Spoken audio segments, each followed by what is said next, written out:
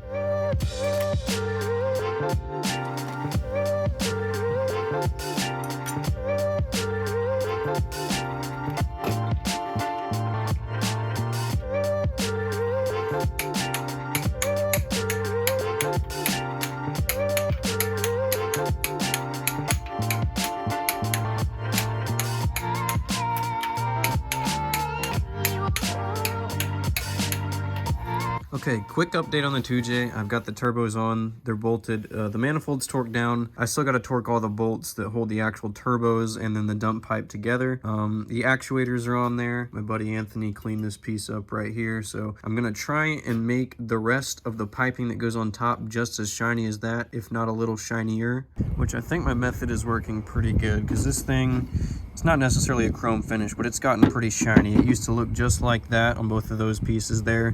So what I've taken is this little wire brush I just stuck on the bottom of my drill press, let it spin, and then go around all the surfaces of the piping until it's a pretty smooth consistency all the way across. So doing that to all of these, and then I should be able to put this thing on. I will have to get a couple new hoses though, because they are old, brittle, and they are breaking, which is not fun.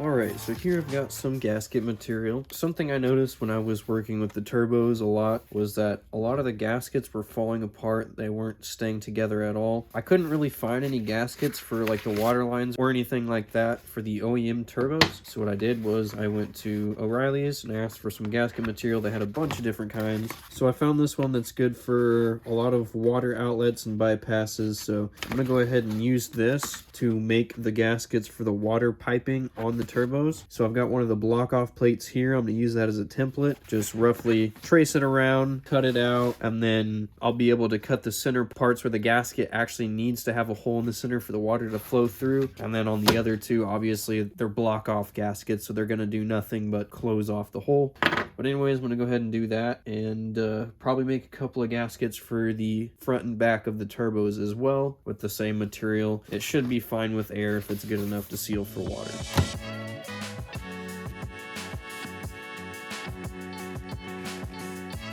Alright, so I've got my 4 little gaskets to match the block off plate here.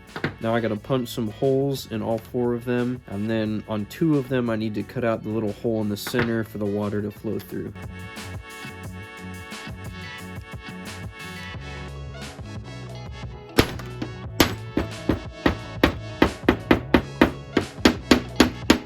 think I'm gonna do this on the floor because it's really loud and people are sleeping in my house, so yeah. So I just hammered the holes out of the rest of these. They're probably not gonna be perfect, but as long as they line up with the holes good enough, they should be able to slide over the bolts on the turbos and then compress down to seal. Right, I made a quick template of the hole to be cut, so I just kind of traced around this here, the imprint of where the hole is for the water to seep through, and then kind of put a piece of tape over there, traced around it, transfer that design, and then I'm gonna cut around this, stick it on top of one of my blue pieces, and then use a razor blade to cut out the center.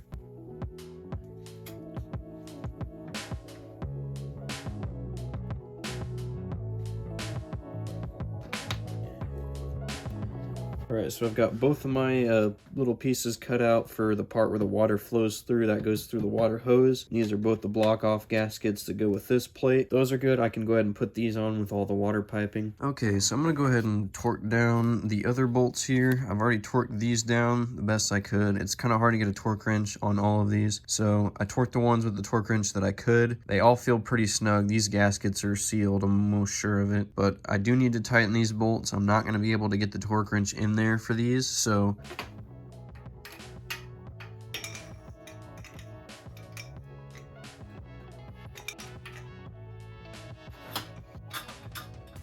okay, so I just got done tightening down all the bolts that hold the turbochargers to the exhaust manifold. I used a jack handle and a wrench because I don't have a torque wrench that could even remotely fit in there. So I just used the old good and tight method. I don't think they're gonna be leaking any exhaust gas or falling off. So we'll go ahead and move on to the next part. I gotta put on the dump pipe down here at the bottom. This has multiple pieces to it. 2 gaskets, one goes on first. Then this is the actuator, which it goes on. Actuator facing up. This has the little ceramic valve in it that actually releases or holds the exhaust gas from escaping. Then another gasket. And then lastly, the pipe that releases all that into the exhaust. This thing is held on by 3 nuts and it sandwiches the actuator valve in between. It's very heavy, so this is straining me a little bit. Just saying. Where the is it? There it is. Now, I'm going to impact it.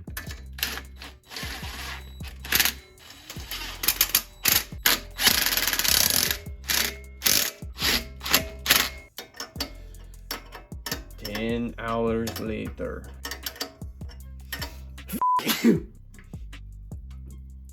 Impact it.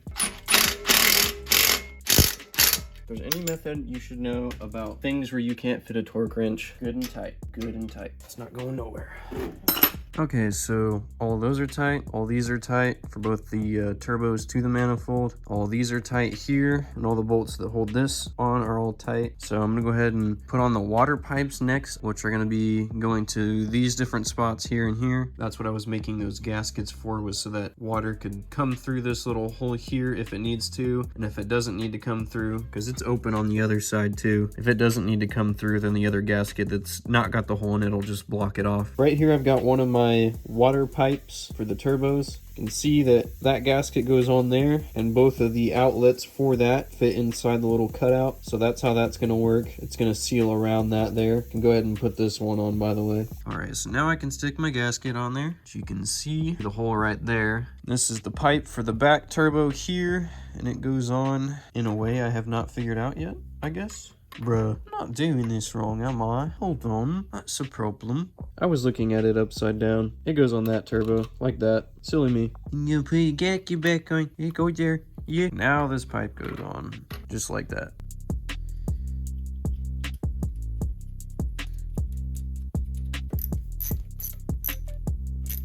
Another gasket, that one goes over on this side, and somehow I've got to manage to wrestle this piece in here. I don't really know how I'm going to do it.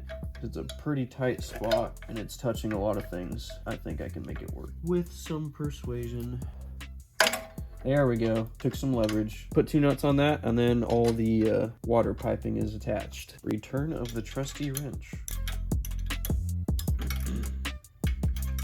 After this, building this engine, I'm going to be a professional at working in tight spaces. Unreal how many opportunities I've got. Stick my fingers in a place that's far too small for them. Holy crap, this is a pain. Those are tight. That's good to go.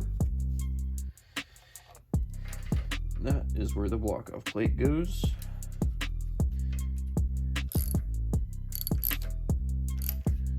And then one more block off plate up here by the front turbo.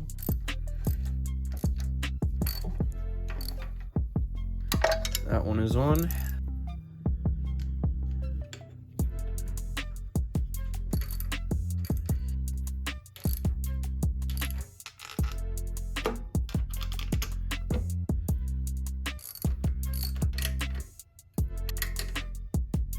All right, so I've got this piece sitting up here now. I made a couple more gaskets for that. I did have to loosen this one. That way I could actually wiggle this in here, between here and here. But I'm gonna slide the gaskets on for this piece and then bolt it down and then retighten that one there.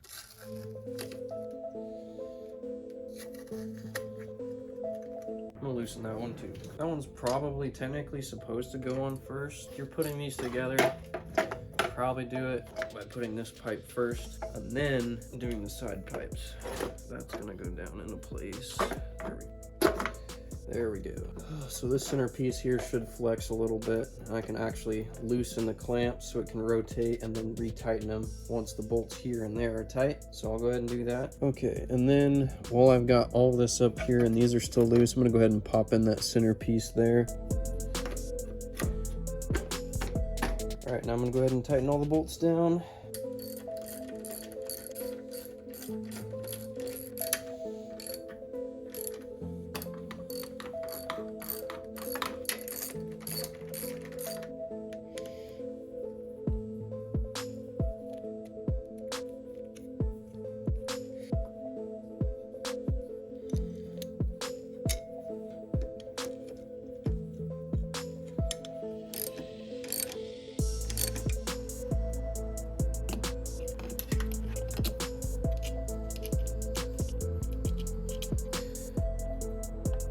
I'm no expert, but the way this fits on there, it almost feels like it's supposed to sit higher because this is touching this. These are all touching this coupler here. These look like they could stand to use a little bit of height on them, to be honest. Everything just seems like it's so far down. So I might have to get like a spacer and a couple of longer bolts. I don't like the way that's sitting on there. All right, taking this back off a little bit, that way I can pop in these spacers and longer bolts. I think these are about a 1/2 inch here. And hopefully that'll raise it enough where it's not touching. Already looks a lot better on this side.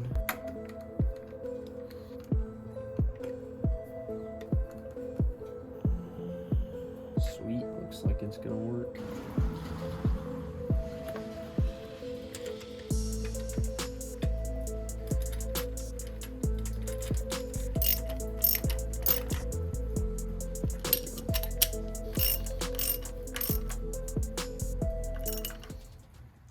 So most of the mechanical pieces on the engine are pretty much put together. The turbos are on, the intake is on, the little pipes for the turbos are on. I've got the majority of the components here for the front of the engine that involve all the timing. I've got the drive belt tensioner right here, which bolts on right there underneath the cam gears. The majority of the mechanical components are already put on, aside from the alternator starter, things like that. These pipes, they're gonna have other things attached to them. So this will be routed down to the intercooler. Obviously, I don't have an intercooler yet for the car. I probably won't be buying one until I get it swapped into the car. Most likely going to be running a Mishimoto. That seems to be the brand standard. It is a well-renowned brand, so probably going to go that route. As far as the intake, which is going to attach to this, I'm probably going to run the HKS RS. I might change my mind later about it, but that's what I'm thinking about for right now, so we'll see. There really isn't a whole lot left to do, but it is a lot of small things that make up that small amount of things that are left to do. So first off, you know what?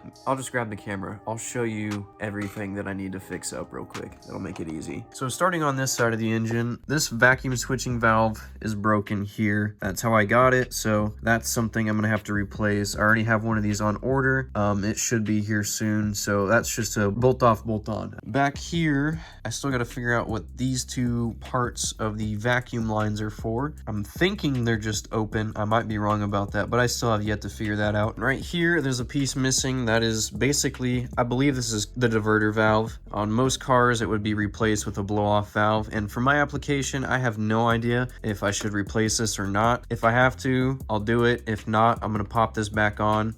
It probably won't be the best sounding thing. And if in the future, I decide to swap these turbos out, which I probably will, let's be real, these probably aren't gonna stay on here for forever, then I'll go to a blow-off valve for sure. And I've got a broken vacuum hose right here. That's pretty much an easy fix. I just gotta find a hose that I can replace that one with. I've got the clamp for right here, so easy fix on that piece. And coming down here, plenty of things. I have no idea where they go yet. There is a section in the 2JZ manual about vacuum lines and the VSV system, so this vacuum switching valve system, which involves a lot of this right here. So it might tell me where these things go, so I should be able to figure out pretty much the majority of all the vacuum stuff from reading that, maybe even those two little things on the back I was talking about earlier. I'll have to read through it first, but I gotta sort that stuff there. And then coming down here to the bottom, so underneath the turbos here, that right there is the oil drain hole for the front turbo, and that comes down here to this union pipe, so they call that the turbo drain pipe. So oil drains from this turbo directly above my finger into the oil pan, and then the back turbo, it drains down, comes through here, enters through the back, also into the drain pan, which I've got both of those pipes right there on the floor. But I think I'm gonna have to modify the hoses because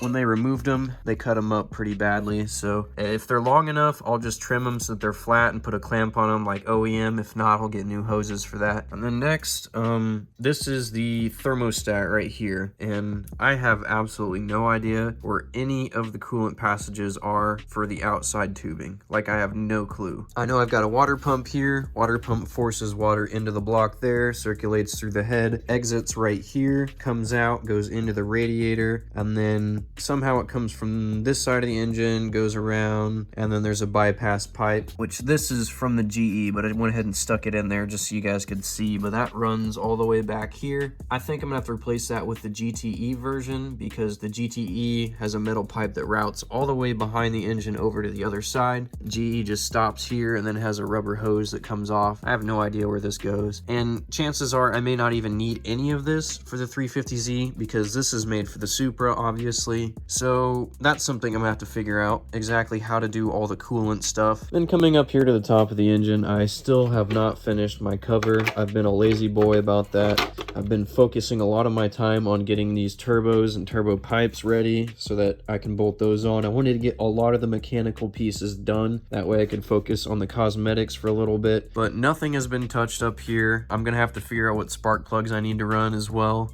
Still need to paint the valve covers. This timing belt is not on there right now because I'm not gonna time the engine. So I still need to set the timing for both the intake and exhaust camshafts, and then also set the timing for the crankshaft as well. But I haven't done that because I want to paint the valve covers, finish the cover, get all that stuff put together on top, then time it, so that way when I'm taking the covers on and off, I'm not messing with anything there. I also forgot to mention the fact that I still don't have the pipe that comes through here. I'm thinking about getting the Chase Bays one, but I'm gonna have to modify this because this is in the way. And I took a quick video of it earlier, but I put the VVTi hose on. I had to remove the oil switch that was down here that was made for the GE. You get rid of that, you put this hose here, it surges oil up into the VVTi oil solenoid here, which in turn powers this guy. So that's something necessary, which I kind of knew about but didn't really think about until I actually put it on. Like, oh, that's how that works. I should have known. And then coming over to the back, I know it's kind of dark, you can't really see as well. I still need to put the heater union in. I haven't put that in because I have no idea what it's going to be used for yet. I'm assuming it's for coolant. I'll have to look that up. And then down there in that hole behind this hose is another place for a outlet. I believe is for water related. Still don't know what it's for, so I haven't put the little tube in there yet. So waiting on that.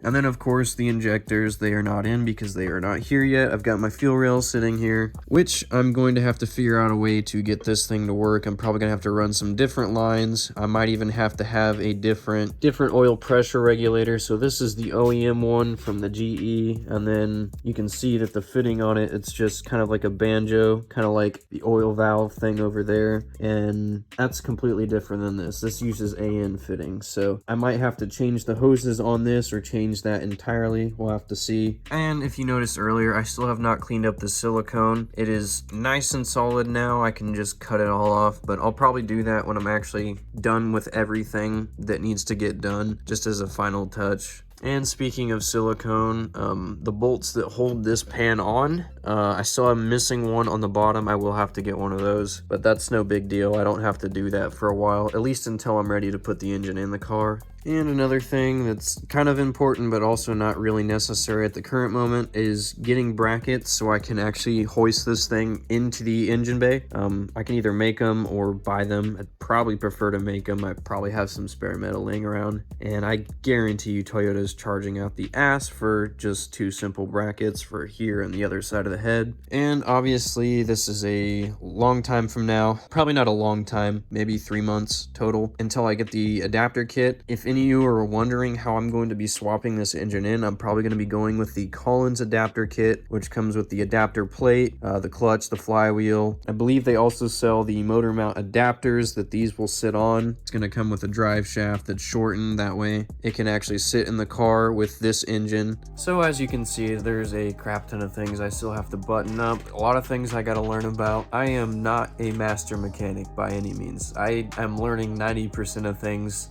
that I know about this engine as I'm going. Like, I'm into cars, man, but I don't understand how half the shit works until I actually take it apart and figure it out for myself. Fun fact, the reason I got into cars was Fast and Furious. That's where half of us came from, got into Japanese cars. And because of that, a lot of my interest in cars was from aesthetics, the way the cars looked and the way they sounded, not so much about knowing how the parts worked. So this is all new to me. Just saying, just putting that there. I'm not that smart, bro. I just look at things and say, that's cool, and then put them together. By the way, I learned like 90% of the information I know about this from the 2J manual that I found online as a PDF, from forums, from YouTube videos. And by the way, you can't just watch one. You gotta watch like 10 to find out 2 or 3 different things that you absolutely had to know about this one specific part. I also just want to take a quick second to say that I really appreciate you guys for continuing to watch my videos. I know they're kind of all over the place. The uploads haven't been super consistent. I'm doing my best. I appreciate you guys for continually coming back to my videos and watching. The amount of people engaging really motivates me. So the more of that I get, the faster this thing gets done. It's kind of like I go Super Saiyan, bro. As soon as I get a comment that's like, hey man, keep it up, I'll be like, all right, I was tired. Now I'm not tired. It's time to go work on the 2J. Time to get shit done. You know what I'm saying? And if you're new here, thank you for clicking on this video. But anyways, more 2J. Now, one of the things that's going to start coming up soon is wiring, obviously. I'm getting coil packs, I'm getting injectors, there's sensors all over this thing right now. They're going to have to be tied in to a harness at some point, and then the harness is going to run to the ECU to run it. I have no idea how I'm going to go about that yet. I've got the old GE harness. I'm probably going to use a lot of the connectors from that, everything that I possibly can, make my own harness, and then I'm going to have to buy sensors here and there. There's things that this engine's going to need to have monitored that the OEM sensors would not cover. Those are going to have to be filled in certain spots, and then I'm going to have to wire that into the harness, all that good stuff. And as for how that's going to look in a video, I was originally planning on making an entire video on wiring, or a video like a shorter series within this series about making it, or just for the harness, but I have no idea how that's going to go yet. It may be a complete mess, just like it's been recently, where I'm finding a lot of little things that need to be filled in here, and here. I might get started on the wiring before I'm done sorting all the things I have left on this. I might get started way after and focus on the harness by itself like I intended to. We'll have to see, but it's something I definitely want to cover, something I don't want to just jump into. I might have to buy a harness of some sort. I don't know yet. I don't really want to buy a full swap harness because I don't want to dump the extra money on it if there's something I can do myself beforehand. Like I said, I've got a harness already. Like I said earlier, I can just patch in the things that I need to patch in. Hopefully that'll be enough for when I buy an ECU and then I take it to a tuner to get it running. Fingers crossed. Well, I think I covered the majority of the things that I could think about definitely need to be addressed. If you have any questions, please ask. Like, this is the time to ask them. I might learn something, you might learn something, because obviously there's information I know. I've been sharing a lot of information with you guys that I've been learning through the process of building this. I've got a lot of feedback saying, wow, I'm learning so much from you. I'm sure there's a lot of things you guys know that I don't know, so post it down in the comments. Majority of the time I do respond to them if I have a chance. I will definitely listen to the advice. I usually do, especially if it'll help me get this thing done a little faster. All right, that's it for this video. Thank you guys for watching. If you guys enjoyed, be sure to hit the like button, subscribe if you're interested in watching more of my videos. You can also hit the notification bell if you want to be notified when new videos come out. And yet again, just gotta say thank you guys a lot. Make the rest of your day a great day. Peace out. See you guys in the next one.